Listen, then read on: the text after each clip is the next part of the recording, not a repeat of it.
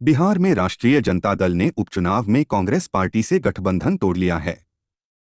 इस बीच लेफ्ट भी देश की सबसे पुरानी पार्टी को आंखें दिखाने लगी है। माकपा के महासचिव सीताराम येचुरी ने साफ शब्दों में कहा कि भाजपा का विकल्प लोगों के जनादेश से आएगा, न कि किसी और के फैसले से। पार्टी की केंद्रीय समिति की बैठक के बाद उन्होंने सोमवार को यह जानकारी दी। उन्होंने कहा कि पार्टी की केंद्रीय समिति की बैठक में कांग्रेस के विकल्प होने के मुद्दे पर चर्चा नहीं हुई। साथ ही बैठक में कांग्रेस के साथ किसी भी तरह के संबंध के मामले पर भी चर्चा नहीं हुई। सूत्रों ने बताया कि केंद्रीय समिति की बैठक के दूसरे दिन केरल के मुख्यमंत्री पिनराई विजयन ने स्पष्ट रूप से कहा था कि कांग्रेस पार्टी भाजपा का विकल्प नहीं है। आपातकाल के बाद जनता पार्टी कांग्रेस के विकल्प के रूप में कैसे उभरी और अटल बिहारी वाजपेयी की हार के बाद संयुक्त प्रगतिशील संगठन संप्रग का गठन हुआ, इस पर प्रकाश डालते हुए येचुरी ने कहा कि भारत के लोगों ने हमेशा विकल्प ढूंढे हैं। उन्होंने कहा कि कांग्रेस से जुड़ाव मुद्दे पर कोई फैसला नहीं लिया गया। भाजपा के राष्ट्रीय विकल्प के तौर पर कांग्रेस पर चर्चा नहीं हुई।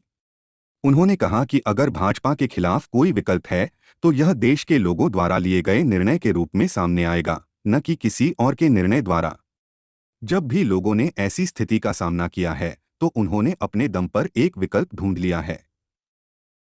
कोरोना रोधी टीके की 100 करोड़ खुराक के आंकड़े पर पहुंचने के बाद भाजपा सरकार के जश्न के बीच येचुरी ने एक मंत्री द्वारा पेट्रोलियम उत्पादों पर उत्पाद शुल्क को मुफ्त टीकाकरण से जोड़ने वाली टिप्पणी पर निशाना साधा।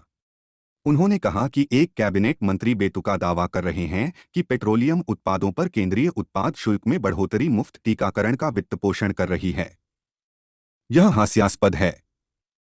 अगर लोग अत्यधिक कीमत चुका रहे हैं तो टीकाकरण मुफ्त नहीं है। उन्होंने कहा कि टीकाकरण के लिए 35,000 करोड़ रुपए के बजटीय आवंटन का क्या हुआ? सारा पैसा कहां गया? उन्होंने आरोप लगाया कि नरेंद्र मोदी सरकार लोगों का ध्यान विचलित करने और महामारी से अपने घोर कुप्रबंधन को छिपाने के लिए 100 करोड़ टीके लगाने के लिए समारोह आयोजित कर रही है। माकपा महासचिव ने 2021 के जनसांख्यिकीय सर्वेक्षण में जाति आधारित जनगणना की भी मांग की।